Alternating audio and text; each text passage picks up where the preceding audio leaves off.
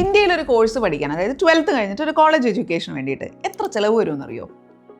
ഈ വീഡിയോ തന്നെ ഞാൻ ചെയ്യാൻ കാര്യം, പലപ്പോഴും എല്ലാവരും ആലോചിക്കുന്നത് കോളേജ് ഫീയെക്കുറിച്ച് മാത്രമാണ്. അതുകൊണ്ടാണ് ഈ കോളേജ് ഫീ പറയുന്നത് ട്യൂഷൻ ഫീ. ഇത് കൂടാതെ വരുന്നതാണ് ഹോസ്റ്റലിന് വേണ്ടി ചിലവാക്കേണ്ടി വരുന്ന പൈസ. ഇനി ചിലപ്പോൾ നിങ്ങൾ റൂം വല്ലതും റെൻറ്റ് ചെയ്യും പുറത്ത്, അങ്ങനെയാണെങ്കിൽ അതിന് വരുന്ന ചിലവ്. പിന്നെ ബുക്സ് ആൻഡ് മെറ്റീരിയൽസ്, ഏത് കോഴ്സിനായാലും കുറേ പുസ്തകങ്ങൾ വാങ്ങേണ്ടി വരും. അത് ഈ പറയുന്ന കോളേജിൽ അടക്കുന്ന ട്യൂഷൻ ഫീയിൽ ഇൻക്ലൂഡഡ് ആയിരിക്കില്ല.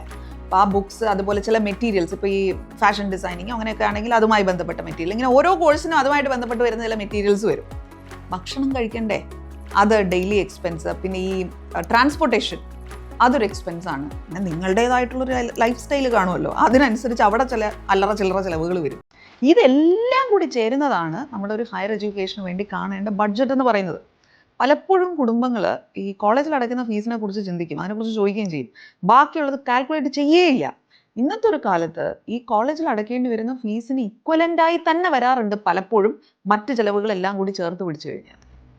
ഇത് ആലോചിക്കാതെ എഡ്യൂക്കേഷൻ ബഡ്ജറ്റ് പ്ലാൻ ചെയ്താൽ ലാസ്റ്റ് ചിലപ്പം താളം തെറ്റിപ്പോകും. ആരുടെ കൂടെയെങ്കിലുമൊക്കെ ഇരുന്ന് സംസാരിക്കുമ്പോൾ അതിൻ്റെ എല്ലാ ആംഗിളും കവർ ചെയ്ത് സംസാരിക്കാനായിട്ട് പ്രത്യേകം ശ്രദ്ധിക്കണം കേട്ടോ. എന്തെങ്കിലുമൊക്കെ കൺഫ്യൂഷൻ ഉണ്ട് എങ്കിൽ ഞങ്ങളുണ്ട് നിങ്ങൾക്ക്. Cambria admissions, study in India, study abroad and online degree.